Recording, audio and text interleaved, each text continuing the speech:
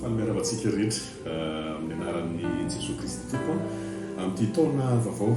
efatra amby roapolo sy roa arivo ity amafisina ny tsodrano izay fa mitononona fa ity taona ity dia taonany fahabetsahana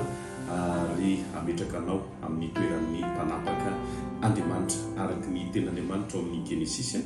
toko voalohany andininy fa valo amby roapolo hoe Andriamanitra nitsodrano azy hoe marofa sy miabetsahana mameno tany ka mampaniho azy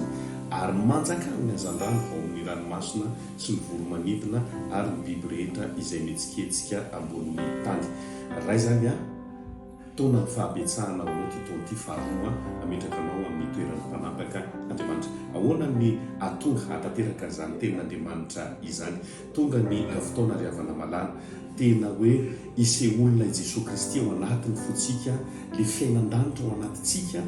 dia izany no mitondra antsika sy mitarika antsika ho amin'ny toeran'ny mpanapaka amin'ity taona efatra amby roapolo sy roa arivo ity. Aza mieritreritra ianao hoe Andriamanitra dia ny toerana lavitra be any fa ao anatin'ny fonao manelana Andriamanitra hiasa avy ianao le fiainan-danitra, le fiainan Jesosy Kristy tsika no arian'Andriamanitra tahaka ny endriny avy ianao zany no hiasa ny fiainantsika amin'ny fomba fijerinao amin'ny fomba fitenao na mafy mitsodrano amin'ny alalan'ny vavaka fa misy teboka vitsivitsy fanalahidy hoentinao mamakivaky ny taona efatra amby roapolo sy roa arivo. Ny teboka voalohany dia hoy ny ten'Andriamanitra ao Isaia toko telo amby efapolo andininy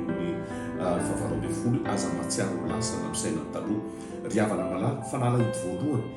raha ohatra ka amakivaky an'ity taona efatra amby roapolo sy roa arivo ity ianao dia ninona zavatra tsy nety, ninona zavatra manavesatra, ninona zavatra nampalahelo, ninona zavatra nampitomany anao avelao ho lasa ny taona miaraka tamin'izay ny zavatra rehetra aza mitondra eta mavesatra amin'ny taona efatra amby roapolo sy roa arivo aza mitondra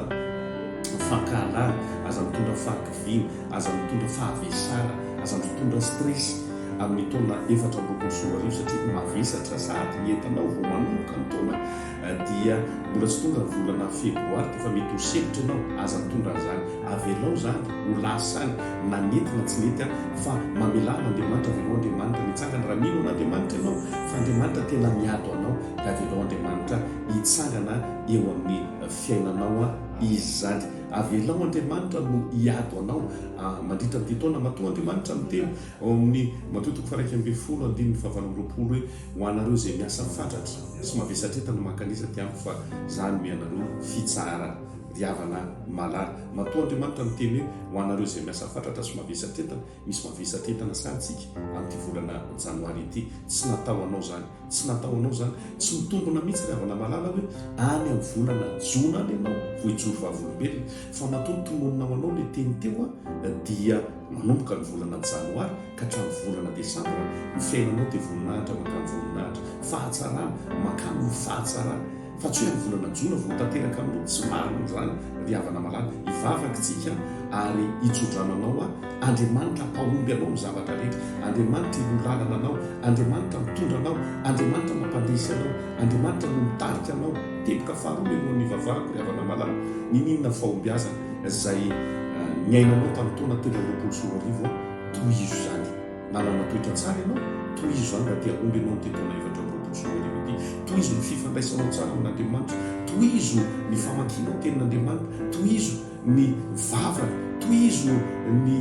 toetra mahafinaritra hitan'ny olona teo amin'ny fiainanao fa hitanao fa hidiokana zany fahombiazana ny taona ny fahabetsahana sy ametraka anao ny toeran'ny mpanapaka Andriamanitra amin'ity toeran'ny mpanapaka manapaka ny lafiny rehetra na ara-sosialy na ara-politika na ara-ekônomika na ara-kultoraly